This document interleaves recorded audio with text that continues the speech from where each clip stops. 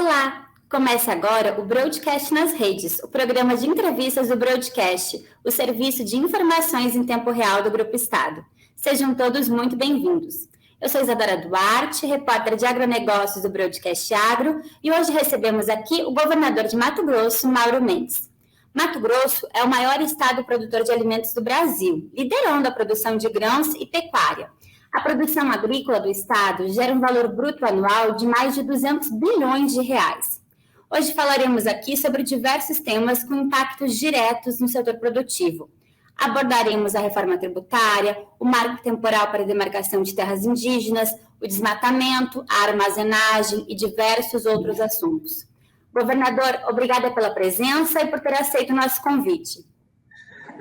Tudo bem, Isadora? Para mim é um prazer estar aqui contigo nesse momento e falar sobre o agronegócio, falar sobre Mato Grosso, sobre esse importante setor da economia brasileira, que nós temos a honra, como você diz inicialmente, de liderar esse setor aqui no nosso país.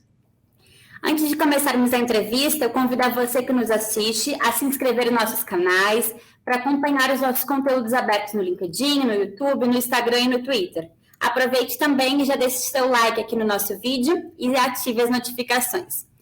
Governador, gostaria de começar abordando com o senhor a reforma tributária. Há uma avaliação de que, por ter a economia tão ligada ao agro, o Estado tende a ser um dos mais prejudicados. Qual é o impacto estimado para o Estado, governador, e quais os pontos que ainda preocupam o senhor? Olha, Isadora, essa reforma, ela é uma reforma muito estrutural e nós não poderíamos nem estar chamando isso de uma reforma tributária. O que se pretende fazer nesse momento, com o texto preliminar divulgado e que vai ao debate na Câmara dos Deputados, é a construção de um novo modelo de tributação no país, com profundas modificações e uma migração, feita aí do atual regime num período que vai aí até 2032 e a partir de lá, 2033, um novo sistema que tem profundas modificações. E uma profunda modificação no sistema tributário, algo que vai impactar não só os estados brasileiros, municípios, o poder público, mas vai impactar a vida das empresas, dos empreendedores pequenos, médios, grandes e de todos os produtores rurais em todo o país. Algo com tamanha dimensão não pode ser feito a toque de caixa.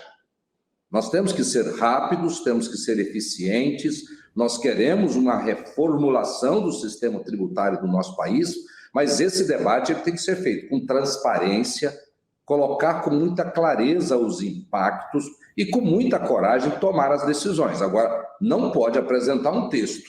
Numa semana, todo mundo na festa de São João, uns estão viajando lá para a Europa, participando de um grande evento fora do Brasil, e querer chegar na outra semana e votar isso, porque seria até uma irresponsabilidade com um tema tão complexo, um tema tão importante para a vida de todos nós brasileiros. Então, nesse quesito, eu chamo a atenção para esse primeiro ponto, é inadmissível querer votar isso a toque de caixa, porque isso vai trazer grandes reflexos nos próximos anos, nas próximas décadas, na vida do país como um todo. E as informações que nós temos pelo texto e nas primeiras análises que nós já temos, nós temos grandes preocupações agora. Essa reforma é uma reforma que traz alguns privilégios para alguns setores da economia brasileira e coloca a classe média para pagar mais impostos, coloca o trabalhador que ganha pouco para pagar mais imposto e vai privilegiar as empresas exportadoras, as grandes trades serão beneficiadas. Então, tem muita gente grande que está ganhando muito e colocando boa parte da população brasileira para pagar mais impostos, aumentando a carga tributária. Porque o IBS e o ICVS, somando os dois, um 25% e o outro 12%, que é essa alíquota estimativa já, nós vamos ter 37% de impostos no consumo. É muito. E tem alguns outros problemas que nós já estamos identificando, principalmente com a não tributação de alguns setores, transferindo inclusive o crédito. Nós vamos ter setores do agronegócio que vão poder, transferir crédito de imposto sem ter pagado o imposto. Ora, isso é criar no Brasil inteiro né, pequenas casas da moeda que vai ficar emitindo notas e transferindo crédito para as trades que vão ter o seu pagamento, a sua devolução de forma preferencial. Então, tem muitos pontos de atenção que precisam ser observados e jamais nós podemos ter uma reforma para beneficiar os grandes exportadores, beneficiar as grandes indústrias em detrimento da própria população, dos pequenos e médios, de todos os setores, do agronegócio, do comércio, da pequena indústria, que pode ser muito prejudicado no Brasil inteiro como um todo. Governador, o senhor falou sobre não votar a toque de caixa. O presidente da Câmara, o deputado Arthur Lira, defende que o texto vá para plenário, né, na primeira semana de julho. Qual seria, então, o prazo ideal na sua avaliação? Seria a votação no segundo semestre? Olha, nós precisamos, pelo menos aí dentro de cada casa, de uns 60 dias para que possa aprofundar os debates, para que nós possamos fazer com maior clareza e transparência e demonstrar os impactos. Eu acabei de citar um deles aqui, Isadora. Como é que pode, né, todos os impostos que vão ser pagos na cadeia da produção do agronegócio, aquilo que o Estado arrecadar, no final esse dinheiro, ao invés de ficar para o Estado fazer frente às despesas que ele tem com educação, com segurança, com infraestrutura, enfim, com tudo aquilo que o Estado brasileiro deve prestar à sociedade e ao setor produtivo, esse imposto pago na cadeia do agronegócio, lá no final vai ser devolvido para as trades, para as grandes exportadoras. Quer dizer, isso não está correto, isso vai causar um desequilíbrio aí no médio e longo prazo no Brasil irreparável. Então, nós precisamos, né, fazer mais contas, entender quem está ganhando mais nessa história, ver quem vai pagar essa conta. Então, é inadmissível pegar as empresas hoje. Vou dar um exemplo, Vale do Rio Doce. Olha o lucro que a Vale do Rio Doce teve o ano passado, Isadora, um lucro bilionário. E ela está precisando de reduzir a carga tributária para torná-la mais competitiva, para dar mais lucro, para ela mandar para as empresas, para os grandes acionistas. Isso é tirar dinheiro do pobre e fazer, né, uma inversão, né, transferindo, então, impostos que hoje, né, estão custeando as despesas dos entes públicos no Brasil para prestar serviço para a sociedade, transferindo isso para grandes empresas exportadoras. Eu acho que isso não é admissível, tenho certeza que o Congresso vai perceber esse equívoco, nós vamos consertar isso lá dentro da Câmara. Há uma estimativa do seu governo de que o Estado poderá perder até 100 bilhões, né, ao longo de 40 anos, em torno de 8 bilhões por ano. Quer entender um pouquinho quanto que hoje da arrecadação do Estado vem do agro? O senhor sabe qual que é a média de arrecadação que vem do agro? Olha, na verdade, assim, ó, nós temos contas aqui que mostram, né, que se a reforma fosse implantada, aprovada esse ano, aí aprovada e implantada o ano que vem, mas não é assim, existe uma regra de transição, mas para fazer uma análise, você vê o impacto daquilo quando estiver vigorando todas as regras, isso vai vigorar lá em 2033. Lá em 2033, toda aquela arrecadação que nós temos hoje na origem, né, uma parte do ICMS, do etanol de milho que nós produzimos em Mato Grosso, ela fica aqui no estado. E uma outra parte é pago lá em São Paulo, nos outros estados, onde esse etanol de milho, né, esse álcool é consumido, né, para os veículos que utilizam essa matriz. E nós, né, vamos perder essa receita. Nós vamos perder também porque o estado de Mato Grosso, que tem grande capacidade de produção, mas é um estado que tem pouca população. Nós temos 3,7 milhões de habitantes. Então, o ICMS no consumo, e a partir de 33 seria apenas no consumo, nós vamos perder muito. E aí existe um fundo de compensação. Mas a regra desse fundo ela não é muito clara. No primeiro momento, ela vai compensar incentivos fiscais. Nós dissemos ao relator Aguinaldo, para que isso? Para que pegar dinheiro público de impostos para compensar, para dar dinheiro, subsídio para as empresas? Faz essa transição do ICMS até 2032, quando acabam todos os incentivos fiscais no Brasil, não precisaria gastar esse dinheiro, e aí nós poderíamos, então, começar gradativamente a implantar esse imposto, fazendo essa transição lenta que é necessária para que todos possam se adaptar, mas o estado de Mato Grosso ele é hoje um dos maiores perdedores. Nos últimos 10 anos, para você ter uma ideia, nós tivemos, né, um dos maiores crescimentos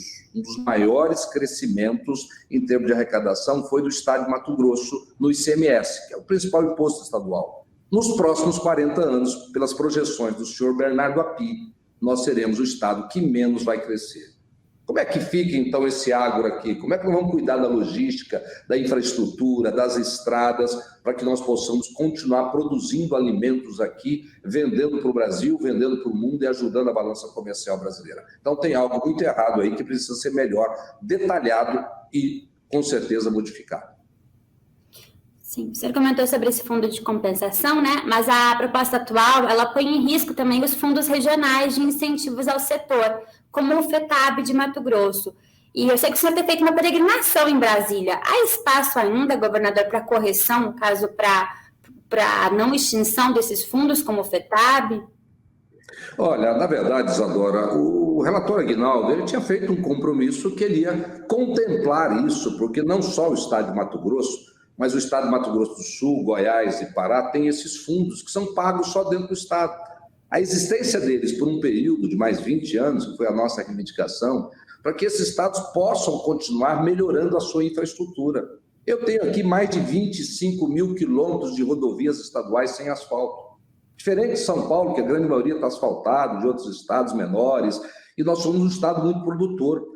Chega na época da chuva, essas rodovias não pavimentadas viram um atoleiro só, você perde safra, prejuízo para o produtor, perda de qualidade de vida para as pessoas. Então, nós precisamos de um tempo com este fundo, que é pago pelos produtores do estado de Mato Grosso, para investir em infraestrutura dentro do estado de Mato Grosso. Por que extinguir isso? Eles estão a serviço de quem quando quer extinguir isso? Não pode, nós vamos precisar de infraestrutura, construir novas estradas e manter uma malha muito grande submetida a um regime muito severo de transporte, porque são milhares e milhares de carretas circulando todos os dias, né, transportando aí dezenas de toneladas. Então isso é muito agressivo para essas estradas que demandam investimento também em manutenção. Então esses fundos eram um compromisso do Aguinaldo, ele chegou a expressar isso numa reunião que iria, né, acolher e no final não fez. Eu acho lamentável, nós vamos brigar lá dentro do Congresso para que isso possa continuar acontecendo. Certo. Ainda em verba, em recursos, mas mudando um pouquinho aqui o assunto, hoje e ontem nós tivemos os anúncios do Plano Safra, né, com um total de 436 bilhões de reais de recursos disponíveis a financiamentos de crédito rural e 13 bilhões e 600 milhões de equalização. Como que o senhor avalia esses recursos? É uma cifra que atende à expectativa do setor ou ficou aquém? Isadora, o setor do agro brasileiro, quando fala em plano safra, nós estamos falando do agro brasileiro, né? E no Mato Grosso ele é o maior no agro hoje. Então nós somos um player importante. Nós temos uma safra esse ano, a safra 22-23, nós vamos chegar a quase 100 milhões de toneladas. É um recorde histórico, nós estamos aí quase que o dobro, ou mais do que o dobro do segundo colocado. E temos perspectiva de continuar crescendo. Agora, esse agro ele é importante no Brasil inteiro, porque nós estamos falando da atividade econômica que é feita do Rio Grande do Sul até o Rio Grande do Norte, do Espírito Santo ao Acre. Nós temos aí uma atividade muito longa, que não está só no campo, ela vem para a cidade, para as indústrias, no transporte. Essa atividade, quando ela está em alta, ela movimenta a indústria metal-mecânica, de construção de máquinas, a indústria de aço, a indústria de material elétrico, de fabricação de automóveis, de tratores, enfim. É uma cadeia que movimenta outras cadeias, né, importantes da indústria brasileira, muitas delas sediadas aí na região sul-sudeste do país. Então, o Plano Safra, que solta dinheiro para financiamento, quanto mais você disponibiliza recurso, essas pessoas, esses produtores, milhares e milhares em todo o Brasil, vão ter condição de financiar, de comprar sua semente, adubo, de fazer renovação ali dentro daquela safra e manter essa atividade aquecida, que é importante para toda a cadeia econômica que ela envolve, mas também, né, com a sua produção, exportar para o mundo inteiro e garantir aí o tão importante superávit da balança comercial. Então, eu acho que é um número importante de recursos, mas poderia ser um pouquinho mais pela importância que esse setor tem. Sim. Governador, um dos motes do Plano Safra foi a armazenagem. Houve aí um aumento de 80% nos recursos para financiamento de armazéns. Em Mato Grosso, nós vemos novamente uma safra com milho estocado a céu aberto. Além desse incentivo federal, o que o governo do estado pode fazer, governador, para tomar frente neste problema que se repete toda a safra? Olha, Isadora, o governo do estado de Mato Grosso, como nenhum governo estadual, acredito, nós não temos um banco central, nós não temos, né, bancos oficiais, Caixa Econômica, Banco do Brasil, nós não temos um Tesouro Nacional que pode emitir dívida a hora que quer, pode emitir moeda. Então, nós trabalhamos em cima de orçamento. E dentro dos nossos orçamentos, não tem dinheiro para financiar, muito menos para subsidiar essas atividades privadas. Nós temos recursos para investir em infraestrutura, cuidar da saúde, da segurança, né, desses que são os principais responsabilidades objetivas do poder público, e nós estamos cumprindo isso aqui no Mato Grosso, e acredito que a maioria dos estados brasileiros estão cumprindo isso. Então, nós, né, dependemos sim dos bancos oficiais, Banco do Brasil, BNDES, o governo federal, colocar esse dinheiro com juros um pouco menores, porque é um setor estratégico para o Brasil. Ter um programa de armazenamento, nós vamos olhar em alguns países do mundo, eles armazenam lá 2 vezes a safra que eles consomem, que eles são capazes de produzir. A China quase 600 milhões de toneladas por ano, e ela tem uma capacidade de armazenar maior do que isso. O Brasil não consegue nem armazenar nem a metade daquilo que nós produzimos. Então, é um erro estratégico do país, e é muito correto quando o governo federal disponibiliza mais recursos para financiar esses investimentos e aumentar a capacidade de armazenamento do agronegócio brasileiro. Certo. Também sobre o Plano Safra, os produtores com boas práticas ambientais, né, uma medida inédita adotada nesse plano, eles vão ter uma redução de juros conforme a comprovação das práticas. Mas um requisito obrigatório para esses produtores terem acesso a esses juros menor é a validação, é ter o cadastro ambiental rural validado.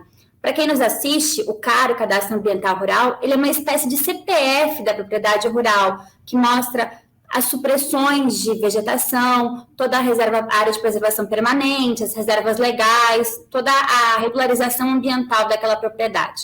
E Mato Grosso, governador, a gente sabe que é um dos estados mais adiantados, né, com 25% do CAR analisado, 71% de adesão ao programa de regularização ambiental, mas com análise concluída, que seria o requisito obrigatório para o produtor acessar esse recurso, em apenas 4%, apesar de ainda estar acima da média nacional, que é 1%. O que falta para o Estado avançar, para ser concluída essa implementação, a validação, né, do Cadastro Ambiental Rural? Olha, Isadora, esse é um tema muito sensível e nós estamos tratando ele com a prioridade que ele requer. Nós estamos investindo muito nos últimos anos em tecnologia, conversando muito com o Ministério Público, que fiscaliza de perto isso, e nós temos que cumprir a lei ambiental brasileira, que é o Código Florestal do nosso país, que estabelece os parâmetros daquilo que pode, que não pode, o que você pode abrir de área, o que você tem que preservar, as nossas matas ciliares, reservas legais, etc. Então, o Cadastro Ambiental Rural, ele faz essa radiografia da propriedade e vê a conformidade desta propriedade com a legislação brasileira, que é o Código Florestal, que é a legislação mais restritiva e rigorosa do mundo. Agora, tem que cumprir. Nós temos que cumprir, fazer cumprir, e é o que nós estamos aqui. Você disse bem, Mato Grosso é o estado mais adiantado, que tem a melhor performance, mas não é satisfatória. Nós estamos apertando muito. Esse ano eu mandei contratar mais 50 analistas, nós já tínhamos 50, estamos chegando a 100 analistas só para analisar esse CAR. E aí tem que ter boa vontade também dos produtores, tem muita gente que está correndo atrás, né? Tem uns módulos pequenos, então em termos de volume de área, nós já passamos de 40%, estamos chegando a 50% das áreas validadas, com cadastro regular, né? Com tudo certinho. Agora, em termos de número de cadastro, porque tem as pequenas propriedades, nós temos, né, um volume muito grande que está entrando agora em produção, já em fase de produção, um módulo que ele está destinado especificamente às pequenas propriedades, da agricultura familiar, dos assentamentos, e aí nós vamos ter um salto gigantesco, né, porque nós temos hoje muita tecnologia, fizemos muitos investimentos, e para fazer isso também com segurança, para não ter nenhum questionamento, seja do Ministério Público, seja de qualquer organismo nacional ou internacional, porque a grande maioria absoluta, 99% dos nossos produtores no Mato Grosso, querem fazer a coisa correta, querem cumprir a legislação,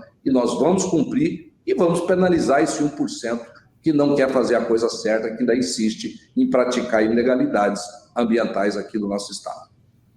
Ontem foi muito dito em Brasília, governador, que o fato de ser obrigatório o produtor ter o CAR validado e ainda isso estar em implementação lenta nos estados, vai ser uma forma dos produtores de pressionar os estados para avançar na implementação.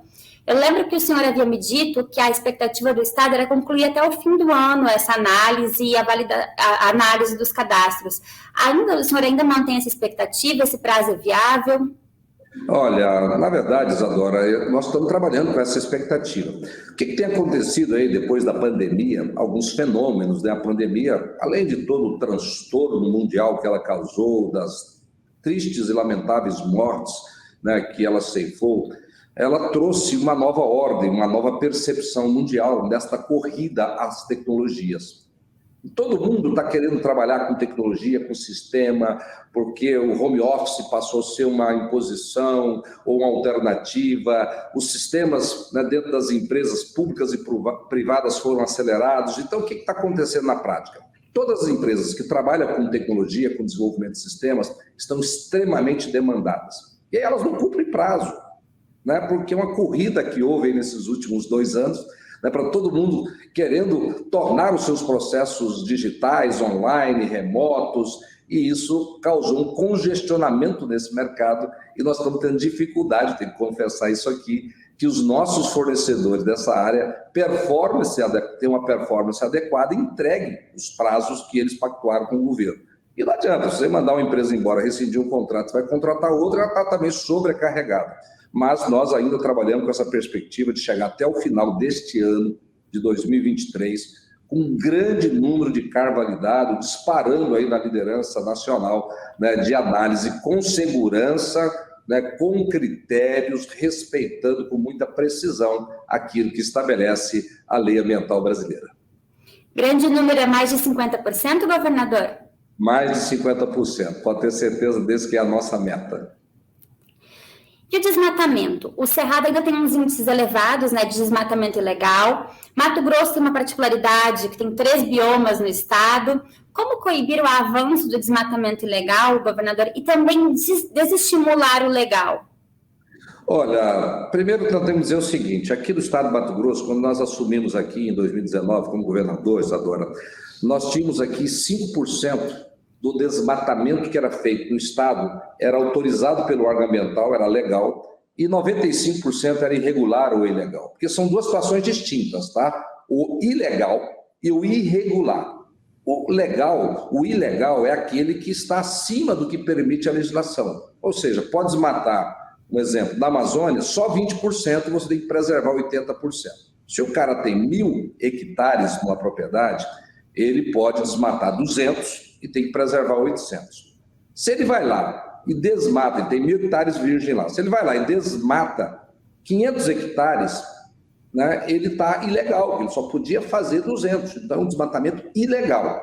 Mas se ele vai lá e desmata 100, então teoricamente ele está dentro da legalidade, só que ele está irregular, porque ele não pediu autorização para o órgão ambiental, o que torna então essa irregularidade uma ilegalidade também. Mas são 2 fatores, 2 formas bem distintas, né? E nós estamos tratando isso, né, de uma maneira muito distinta, estamos apertando muito. Nós temos hoje, Isadora, o melhor sistema no Brasil para combater o desmatamento ilegal no nosso estado. Em 24 horas, nós conseguimos detectar qualquer desmatamento dentro de Mato Grosso acima de 1 hectare. E quem testa isso, quem tenta fazer, se arrepende, porque em 2 dias a SEMA já está ligando, a fiscalização já está em cima e a gente consegue ir lá autuar, parar, prender. Agora, ainda tem gente que não acredita na lei. Infelizmente, no Brasil, as leis do nosso país são muito frouxas. E eu tenho defendido uma lei muito mais dura, e defendi isso aqui na presença de sindicatos rurais e no final da reunião todos concordaram comigo. Eu disse, olha, nós temos que fazer como já foi feito no Brasil. No artigo 243 da Constituição foi introduzido lá o perdimento, a perda da terra para quem plantar maconha ou produzir cocaína. Nos últimos 10 anos, eu pergunto a você ouviu falar, Isadora, de alguém que perdeu a terra no Brasil?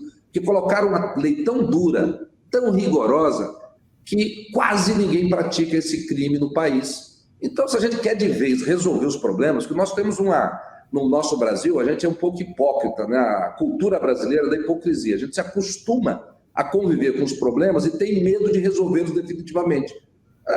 Convivendo, vamos empurrando aí com a barriga. Vamos colocar uma lei dura. Ó. Quem fizer desmatamento ilegal da agora para frente vai perder a terra. Quero ver quem vai fazer. Vai acabar esse problema no Brasil. Um ou outro, de vez em quando, vai ser fácil, vamos pegar ele, vamos aplicar a pena e aí ninguém mais vai fazer. Então, nós precisamos ter coragem de tomar medidas disruptivas, mas que resolvem definitivamente os problemas do nosso país. E esse é um problema facinho de resolver. Coloca essa pena aí, ó. Muda a Constituição do país, muda a lei e coloca lá. Quem fizer desmatamento ilegal, ou seja, acima daquilo, não é o irregular, fizer ilegal, acima do que permite o Código Florestal brasileiro, ele vai perder a sua terra. Ninguém mais vai fazer, nós vamos ter paz, não ter que estar se explicando aí para os organismos internacionais, para a imprensa internacional ou até mesmo para a imprensa brasileira. Se quiser resolver, está aí a fórmula, basta aplicar. Mas o Brasil é um país de hipócrita, de gente que não tem coragem de tomar decisões disruptivas, a gente fica convivendo com esse problema e sofrendo por causa de 1%, porque 99% do meu estado respeita a lei, pratica a lei. E aí 1% não respeita, causa um dano ao meio ambiente, causa um dano gigantesco para a imagem do Brasil e do país e do agronegócio. É justo que 1% possa prejudicar de maneira gigantesca 99%? Não, não é justo. Então vamos pegar esse cara com a lei mais dura. Sim, governador, eu já tive a oportunidade de visitar o centro de monitoramento da SEMA, e realmente de alta tecnologia, mas ainda não há um delay, uma demora entre o tempo de detecção do foco desse desmatamento, possível desmatamento ilegal, e a chegada do patrulhamento ambiental ou da polícia para coibir, para não permitir esse desmate? O problema, Isadora, é que nós estamos num estado que ele é maior que a Alemanha, ele é maior que a França, ele é maior que muitos países juntos, aí 2, 3 países da Europa, o Mato Grosso é maior. São quase 904 mil quilômetros quadrados, um estado gigantesco, com 3 biomas, regiões muito distantes. Às vezes o desmatamento está acontecendo a 600 quilômetros de onde você tem uma base instalada. Eu não tenho como contratar 5 mil homens e colocar base no estado inteiro. Esse ano nós estamos investindo quase 80 milhões de reais. 80 milhões de reais estão sendo investidos em 23 agora para combater o desmatamento ilegal e as queimadas ilegais. Olha quanto dinheiro público do cidadão, do contribuinte, que nós estamos queimando para combater uma ilegalidade. Se essa ilegalidade não existisse, esse dinheiro poderia estar indo para a saúde, para as escolas, ou para as estradas, para a infraestrutura, mas aquilo que eu digo, né? Todo ano a gente investe mais ou menos isso. Ano a ano a gente está aumentando. Então, a gente precisa encontrar com mais coragem e com mais determinação formas de combater essas ilegalidades em todas as áreas, não só nessa, e aí nós vamos ter muito mais dinheiro para fazer coisa muito mais interessante para o cidadão brasileiro e aqui, no caso, para o cidadão mato-grossense. Ainda nessa toada ambiental, se discute muito recentemente, né, os efeitos ambientais da Ferrogrão, que está sendo julgada pelo Supremo Tribunal Federal.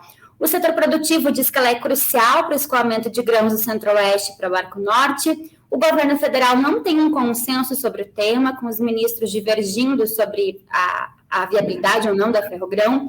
O senhor já se disse favorável à ferrovia. Qual que é essa expectativa agora, governador? Olha, felizmente, né, o Supremo, através do ministro Alexandre de Moraes, ele liberou para os estudos continuarem. Agora, a bola está com o governo federal, né, de uma ferrovia estratégica para o país, né, gente? Pelo amor de Deus, né, o mundo inteiro usa a ferrovia, né? Nós estamos lá nesse escoamento chamado Arco Norte, que sai do norte de Mato Grosso e vai lá até Meritituba, sobe o rio ali, e vai sair lá pelos portos, né, do Belém do Pará, daquela região ali norte do país, e dali ganha a Europa, China, os mercados asiáticos. E nós temos ali, hoje, né, são milhares de carretas por dia queimando pneu, queimando combustível fóssil, petróleo. Isso é uma emissão gigantesca, são milhões de toneladas de carbono jogado na atmosfera. Se é verdade que as pessoas se preocupam com o meio ambiente, não tem o que discutir. A ferrovia é muitas e muitas vezes menos poluente, vai jogar muito menos emissões do que né, o transporte via carreta, né, que tem muito mais caro, muito mais ineficiente. Então, não há que se falar. Se realmente existe uma preocupação com o meio ambiente, não tenha dúvida que nós vamos fazer essa ferrovia. Agora, tem que fazer, ela não passa dentro de reserva indígena, isso é conversa fiada, quem fala isso está mentindo. Ela passa dentro de um pequeno parque que foi criado, que é 0,005 de um parque, gente. Isso é um absurdo, é só do Brasil que faz isso. Nós, brasileiros, jogamos contra nós mesmos, nós criamos regras para ferrar com o país, para ficar usando, mas isso não é de graça não, né? Nós sabemos, né, Isadora, que né, enquanto não se faz uma ferrovia, está se queimando mais petróleo, está se queimando mais pneu, está se comprando mais Scania, Volvo, e tem muitos interesses por trás disso. Infelizmente, a gente já se acostumou no país a ficar refém desses interesses e não faz o que é bom para o Brasil, para a maioria absoluta dos brasileiros, e faz o que é bom para meia dúzia de interessados que o Brasil continue sendo um país ineficiente. Outro tema caro ao agro é o marco temporal para demarcação de terras indígenas, né, que estabelece a Constituição como uma data limite para demarcação. O tema também está em julgamento no STF e tramita um projeto de lei no Senado também sobre esse assunto. Como equilibrar, governador, a segurança à propriedade privada e a garantia de terra aos povos indígenas? O seu estado, se eu não me engano, tem cerca de 12% do território com povos indígenas. A média brasileira chega a 14%, nós temos 12% aí também de terra indígena, e mais um absurdo do nosso Brasil, né, Isadora? Com todo respeito aí, quem defende o contrário, mas hoje aqui nós temos no estado do Mato Grosso etnias que tem lá 2 pessoas, tem 300 mil hectares lá para 2 índios. Tem aqui uma população que em alguns territórios, né, é uma concentração gigantesca de terra na mão de alguns indígenas. Está ótimo, está bom, ninguém quer tomar isso deles, tem que preservar, que fique lá, agora está de bom tamanho, né? Se for abrir esse marco temporal, né, o Rio de Janeiro aí vai virar terra indígena também, porque há 200 anos atrás vai aparecer um cara lá, vai dizer, vai jogar um caquinho lá, uma pedra, um pedaço de não sei o quê, vem um antropólogo, dá um laudo e pronto, vira terra de índio. Vamos ter 30% do país. Quem vai pagar essa conta? Vai indenizar? Não vai indenizar? Quer dizer, vai virar um caos, vai virar guerra civil no Brasil. Chega a ser uma irresponsabilidade falar em abrir isso de novo e transformar o Brasil. 30% do Brasil vai ser terra indígena, mais 15%, 14% vai ser parque. Então, o Brasil vai ser uma grande floresta para agradar gringo.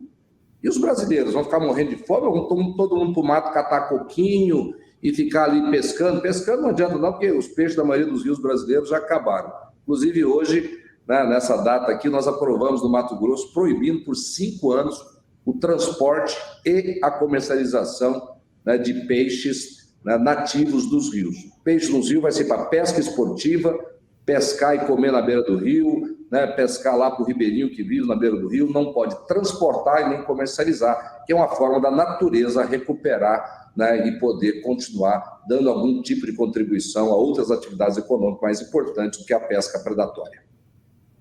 A posição do ministro Alexandre de Moraes ela foi um pouco mais intermediária, né, governador? Foi de demarcação, mas com indenização. É um caminho que o senhor vê como correto, como viável, de se chegar a um consenso?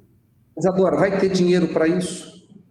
Vai ter dinheiro para isso? Então você, Isadora, você que nos acompanha nesse momento aqui, você está a fim de pagar mais imposto para comprar terra de quem está produzindo, para parar de produzir, para o alimento ficar mais caro, para poder transformar aqui numa reserva de índio?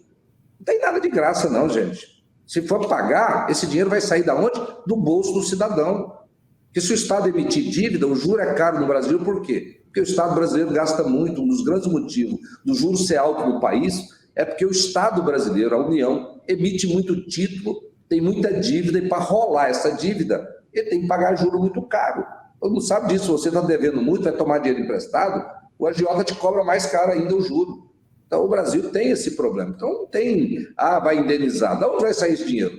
Tem dinheiro sobrando aí no governo federal para pagar isso? Não, vai ter que emitir título, vai ter que cobrar mais imposto, e quem vai pagar essa conta no final do dia é o cidadão brasileiro. Então, se perguntar para o cidadão brasileiro, você quer pagar mais impostos para criar mais reserva indígena?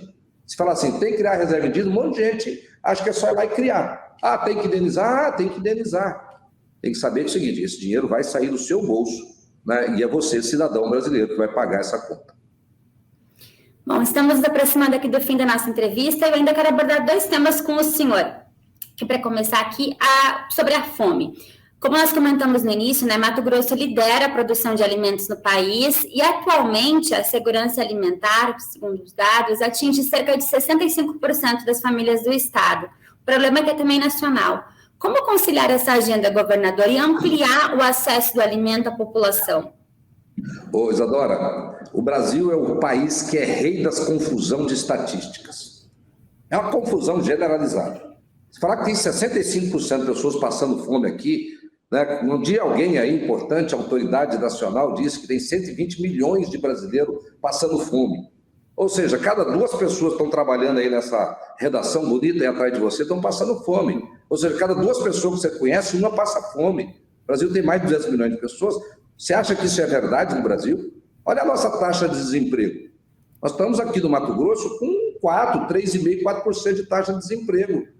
Não tem 65% de pessoas desempregadas aqui passando fome ou dependendo de Bolsa Família, não. Então, esse dado aí é um dado maluco. Eu não sei como é que constrói essas narrativas nesse país e as pessoas aceitam isso. 120 milhões de pessoas na linha da miséria passando fome no Brasil. Nós temos 200 e não tem 240. Então, 2 pessoas, uma passa fome. Isso não existe no Brasil, gente. Hoje, em qualquer estado brasileiro, um dos grandes desafios é arrumar mão de obra. E não é qualificada, não. Vai tentar arrumar um ajudante, um servente, um auxiliar. Na maioria dos lugares está faltando, não tem. Nós temos vaga de emprego aberto, porque a concorrência hoje do mercado, das empresas para contratar, elas concorrem com o Bolsa Família. Porque 600 para o marido, 600 para a mulher, 150 para o filho. Então, esse excesso de benefícios criados aí está criando uma subclasse das pessoas que elas não querem trabalhar. Até trabalham, mas vão trabalhar no serviço autônomo, sem carteira assinada, e aí uma grande parte das empresas que não pratica esse tipo de situação, porque é ilegal, elas têm que trabalhar dentro da legalidade, elas ficam aí sem condição de contratar. Então, esse dado aí, se você me desculpe, eu posso discutir a hora que alguém quiser no meu estado, e tenho certeza no Brasil, isso é mais um dos dados equivocados que começa a divulgar e cria uma narrativa aí totalmente equivocada, e no caso do Mato Grosso não tem 65% de pessoas passando fome, não. Esse era um dado da Rede Brasileira de Pesquisa em Soberania e Segurança Alimentar, ele é referente a 65% em segurança alimentar, né? Não somente fome. Mas eu entendo a sua posição, que é realmente... O que é insegurança alimentar? O que é insegurança alimentar? Tá bom, é um conceito, né, que, de repente, do jeito que a pessoa conceitua, né, o cara que não faz 3, 4 refeições, ou porque o cara não come carne todo dia, é aquela história, vão criando narrativas, né, formas de fazer estatística para justificar um cenário mais azul, ou mais verde, mais pink ou mais rosa, né, que queira se colocar. Mas o fato é, estatística oficial, Mato Grosso tem 4% de pessoas desempregadas, e se o cara está trabalhando, pode ter certeza que ele está conseguindo ter uma certa segurança alimentar. Certo. E, governador, para finalizar aqui nossa entrevista, nós temos mais um ministro da Agricultura mato-grossense, né, o ministro Carlos Fávaro. Os senhores foram aliados em 2020, se distanciaram um pouco no ano passado. Como está essa interlocução, governador? Absolutamente tranquila, Isadora. O ministro Fávaro, o ministro do nosso estado, fomos aliados durante um período. Ano passado, ele foi para outro campo político, ele que era um bolsonarista, de repente virou um lulista, né, apoiou o presidente Lula ganhou, e aí ele foi convidado para assumir o ministério, e é o ministro da Agricultura. Nós temos que respeitá-lo como autoridade federal, e vai ter aqui o nosso apoio dentro das políticas inerentes ao seu ministério ou qualquer ministério. Eu torço para que o governo do presidente Lula seja o melhor possível, que nunca antes na história do Brasil exista um presidente que entregue mais resultado que ele possa entregar aí nos próximos 4 anos. Eu torço para que isso, para o bem do Brasil e de todos nós brasileiros e mato-grossenses. Não vou torcer nunca. Tudo que precisar de mim como cidadão, como governador, estarei pronto a cooperar. Agora, todo mundo tem que trabalhar sério, né? Todo agente público, todo cidadão, que aí sim nós vamos construir um país, né, que seja um país verdadeiramente um país do futuro, né, e esse futuro possa estar no presente de todos nós, não ficar só com muita conversa e pouco resultado. E eu sou um político de mais ação, mais resultado, e é isso que o cidadão também quer, porque de conversa fiada todos nós estamos cansados e queremos ver resultados do poder público, que afinal de contas pagamos por isso, pagamos impostos e queremos ver esses impostos voltando verdadeiramente para melhorar a qualidade de vida de todos nós brasileiros. Bom, nós teríamos aqui muito mais assuntos para conversar com o governador de Mato Grosso, Mauro Mendes, mas chegamos ao fim, aqui com o nosso tempo encerrou, de mais um broadcast nas redes. Muito obrigada, governador Mauro Mendes, que aceitou participar da entrevista. Obrigado, Isadora, eu que agradeço, né? Foi um prazer falar contigo aí no estúdio, um prazer também falar com todos vocês que nos acompanharam aqui nesse momento pelo broadcast. Obrigada também a você que nos assistiu. Essa entrevista vai ficar disponível aqui no nosso canal do YouTube e no terminal do broadcast. Lembrando que o broadcast nas redes ocorre todas as semanas e seguindo as nossas redes sociais, você fica por dentro de todas as outras conversas. Curtam esta live, se inscrevam no canal e acompanhem nossas redes. Um abraço e até a próxima!